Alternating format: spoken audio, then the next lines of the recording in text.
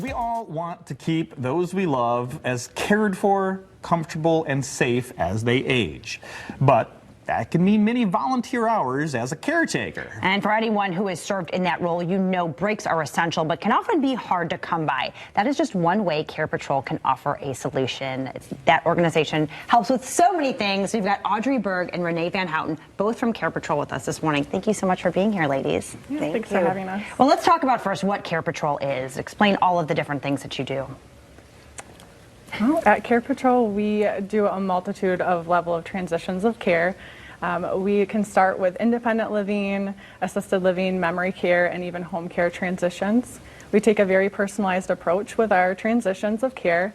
We review the violations and histories, if there are any, of those communities.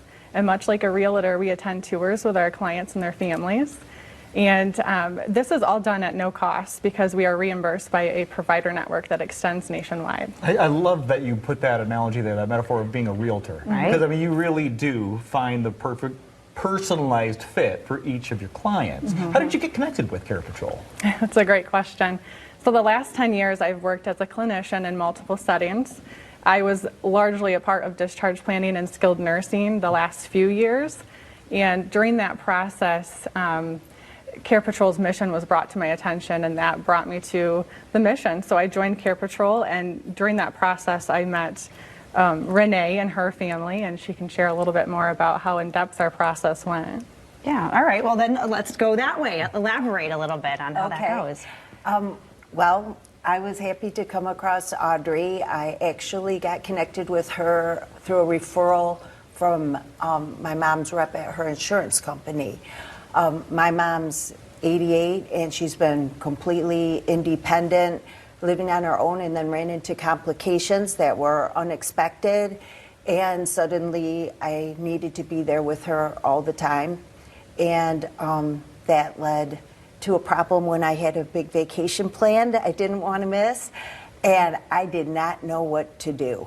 And I'm happy to be here today to tell how Audrey worked with me, because it helped me so much.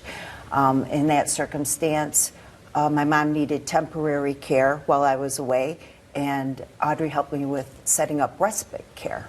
That's one of the services that she does. She's actually helped me with 3 different services over time. And respite care, elaborate on that. I mean, I think a lot of people think about this and think about it being a permanent thing. Sure. But this can be temporary. Definitely, that's a great question. So respite is defined as a short stay in assisted living, typically 14 to 30-day stay, usually a 30-day maximum.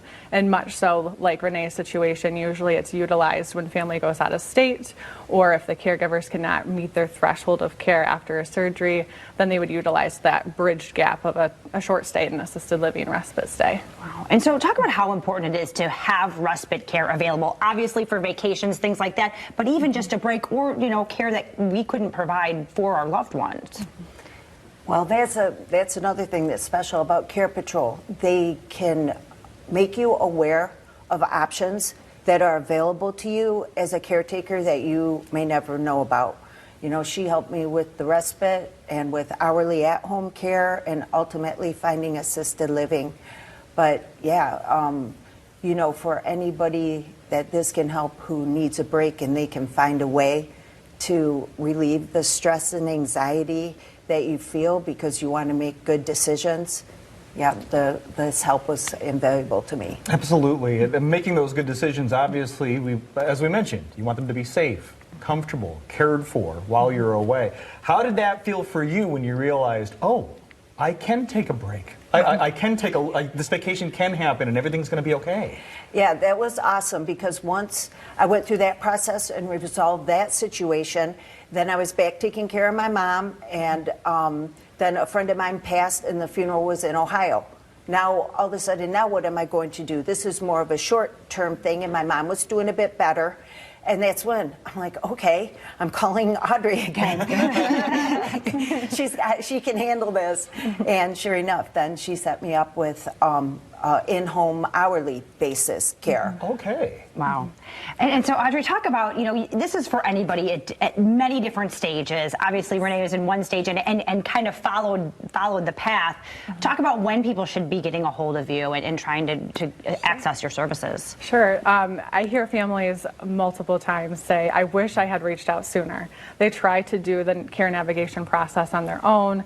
Maybe that led to a placement at a community that was a little bit further away from home than they had desired because that was the only opening at that time that they were aware of. So really getting a hold of us sooner rather than later is ideal, but if it is crunch time, we can work very quickly. Oh, we did that. Yes, we did that in about a 2-day time span when she went to Wow. Mexico. So at any time, feel free to reach out to us and we'll do whatever we can to help out. Well, it is something that more and more of us are facing as, the baby boomers, that generation continues to age. Services like this are going to be so important, and we can't recommend highly enough CarePatrol of Western Michigan. Folks like Audrey just waiting for you to help you. westernmi.carepatrol.com if you're looking for more information, or there's a phone number on your screen if you want to pick it up and ask them anything, 773-2085. Thank you so much for the time, ladies. Thank you. Thank you. We'll be right back.